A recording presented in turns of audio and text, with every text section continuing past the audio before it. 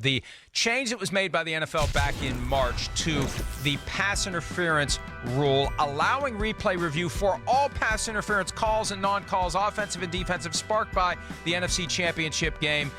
And at some point, the competition committee realized we may have gone too far with this. We may have put in place a blanket rule that is going to require automatic replay review of a bunch of plays. So let's come up with a different path here. Let's get license from ownership to tweak the rule, and then let's convince the coaches that in those final 2 minutes of either the first half of the game, we won't rely on automatic review. We rely on you to throw the red challenge flag. And you know what? That didn't go over very well with the coaches. And the end result, at least for now, according to NFL media, i.e. according to the NFL, there's not going to be any tweak to the rule that was put in place. So it's going to be automatic review for everything related to pass interference, calls, non-calls, offensive, defensive, and that really can, if they're not careful, Chris, bog down games.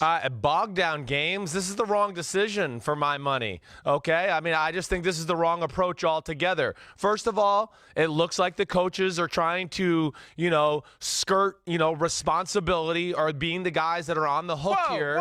Yes, that's what it looks. You only have so many red flags, though. Okay, Why should they have to hold a red flag? Let me finish here for a second. All right, first of all, give them one more red flag, but don't put the burden on the league right now. I mean, why shouldn't the coaches are being paid millions of dollars? Manage the game the right way, okay? Don't put the burden on the league. We're going to be right back in the same conversation next year in the NFC Championship game if they put the burden on the league. We're going to go, oh, gosh, it looked like there was pass interference across the field, and the replay guy in the booth didn't call down in time, and all of a sudden a replay shows on, one of the networks, and we go back. So to me, no, you're opening up a can of worms. You're holding the league liable in the gambling era, like you have talked about, where everyone's going to think the fix is in according to what's reviewed, what's not reviewed. Oh, that got overturned. Not if you're competent. Not if you're competent. You got to be competent. And what they've done is they've shown that they're necessarily competent the last few years there. But what they've done is they've put a mechanism in place now to fix an egregious problem. I believe they should have just gone with Sky Judge.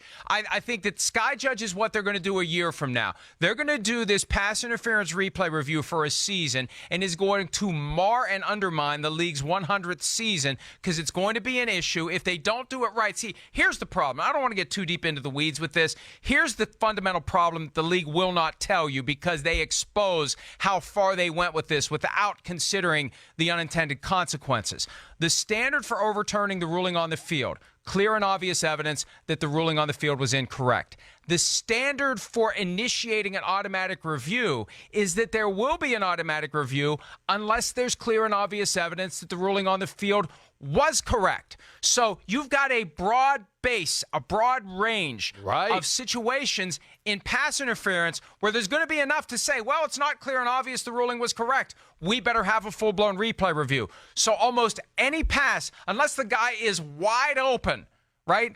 Any pass where you've got jostling, where you've got positioning, where you've got pushing, any type of contact, you're going to be down that path where you need to have an automatic full-blown replay review, and they're not going to overturn it, but it's going to take 2 minutes, and it's going to slow the game down. That's what they're trying to avoid, and they don't want to admit it, because if they admit it, then people like us are going to say, why the hell didn't you realize that when you put the rule in place in the first place? Yeah, well, agreed, Mike. I'm with you there, and I think that's even more of a reason to not have the rule set up this way for now.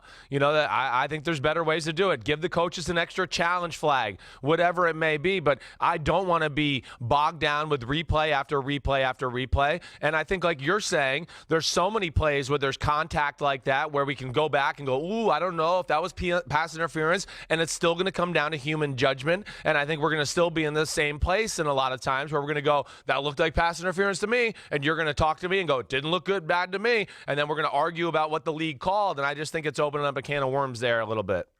Last point for now, you mentioned human judgment. Human nature is influencing where we are with this because the human nature of a guy like Rich McKay, the NFL's competition committee chairman, is preventing him from saying, you know what, we screwed this up. We went too far. We went too far in March, and we need to fix this because of the very thing you and I have been discussing, an overabundance of automatic replay reviews that will happen under the current standard. But the coaches pushed back, and now the competition committee is boxed into a corner, and there's nothing they can do other than let this season play out and hope for the best.